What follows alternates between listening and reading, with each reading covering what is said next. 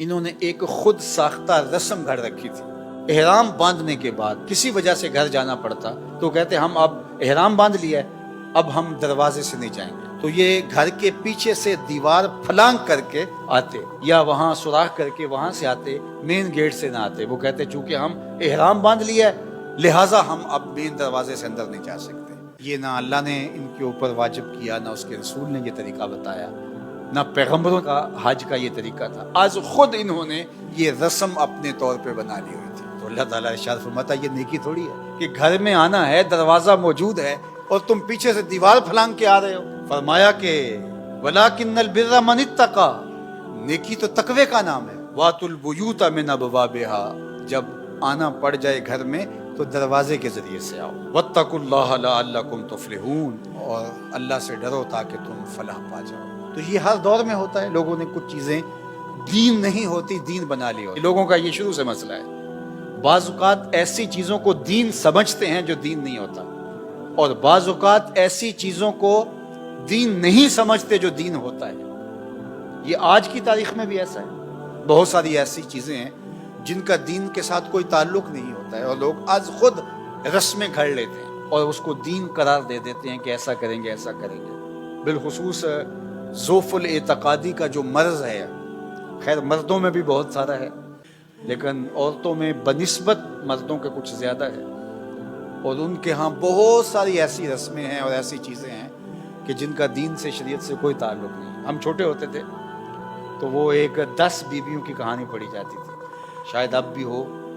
تو اس میں یہ ہوتا تھا کہ اس میں خواتین شامل ہوں گی، کوئی مرد شامل نہیں ہوگا، اور اس کے اندر جو شیرینی رکھی جاتی تھی تو وہ مؤنث رکھی جاتی تھی، یعنی برفی رکھی جائے، جلیبی رکھی جائے، رس گلہ نہیں رکھا جائے گا، یہ مذکر ہے. تو یہ کہاں سے ہے؟ وہ کنڈوں کا ایک ختم ہوتا تھا تو اس کے اندر وہ سورج چڑھنے سے پہلے ہی ہوتا تھا کہ سورج چڑھ گیا تو پتہ نہیں کیا ہوگا. تو یہ کیا تھا؟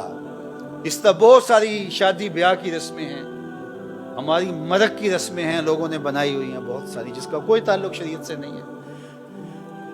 ایصال ثواب تو شرعاً جائز ہے، لیکن جو پھر لوگوں نے آج خود اپنے طور پہ کچھ شرطیں لگا رکھی تو یہ کہاں ہیں؟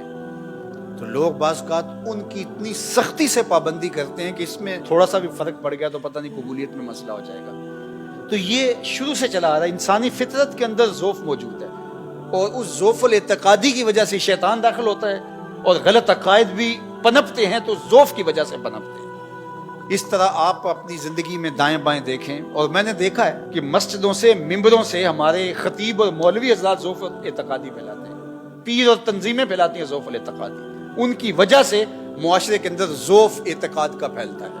حالانکہ جو ممبر پہ بیٹھا ہے اس کو تو کم از کم دین کا پورا فہم ہونا چاہیے، آدھا نہیں پورا فہم ہونا چاہیے، کیونکہ وہ ذمہ دار ہے. اور اگر ذوف پھیلے، ضعیف الاعتقادی پھیلے، گمراہی پھیلے اور دین کی تعبیر اور تشریح غلط ہو تو تمہیں اس کی پکڑ ہوگی. حضرت سیدنا علی المرتضیٰ جب کوفے آئے تو وہاں جگہ جگہ لوگ درس دے رہے تھے. تو آپ نے لوگوں سے پوچھا قرآن کے ناسخ و منسوخ کو جانتے ہو؟ انہوں نے کہا نہیں. کہا پیچھے ہٹ کے تمہیں کوئی حق نہیں ہے. صرف حضرت حسن بصری کو اجازت دی کہ تم درس دے سکتے، حالانکہ وہ تابعین کا دور تھا.